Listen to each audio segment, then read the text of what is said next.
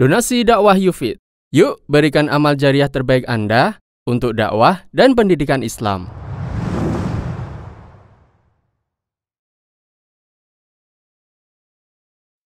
Hukum kurban 1 ekor kambing untuk sekeluarga. Seekor kambing cukup untuk kurban 1 keluarga, pahalanya mencakup seluruh anggota keluarga meskipun jumlahnya banyak, baik yang masih hidup maupun yang sudah meninggal. Sebagaimana ditunjukkan dalam hadis dari Abu Ayyub radhiyallahu anhu yang mengatakan, pada masa Rasulullah Shallallahu alaihi wasallam, seorang suami menyembelih seekor kambing sebagai kurban bagi dirinya dan keluarganya. Hadis riwayat Tirmidzi. Oleh karena itu, tidak selayaknya seseorang mengkhususkan kurban untuk salah satu anggota keluarganya tertentu. Misalnya, kurban tahun ini untuk bapaknya, tahun depan untuk ibunya, tahun berikutnya untuk anak pertama, dan seterusnya. Sesungguhnya, karunia dan kemurahan Allah sangat luas, maka tidak perlu dibatasi. Bahkan Nabi Shallallahu alaihi wasallam berkurban untuk dirinya dan seluruh umatnya. Suatu ketika Rasulullah hendak menyembelih kambing kurban. Sebelum menyembelih, Rasulullah mengatakan, "Ya Allah, ini kurban dariku dan dari umatku yang tidak berkurban." Hadis riwayat Abu Daud, Al-Hakim, dan disahihkan Al-Albani.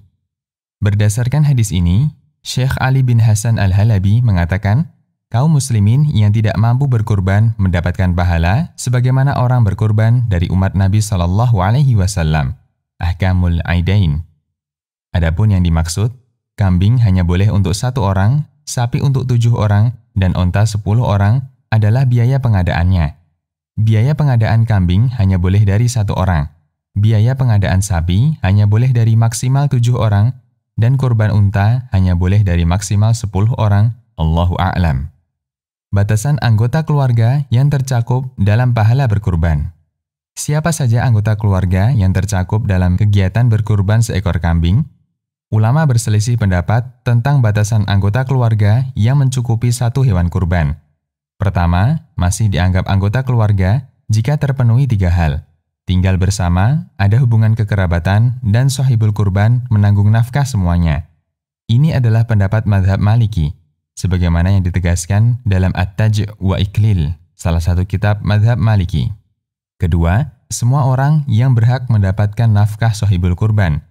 Ini adalah pendapat ulama mutaakhir atau kontemporer di mazhab Syafi'i.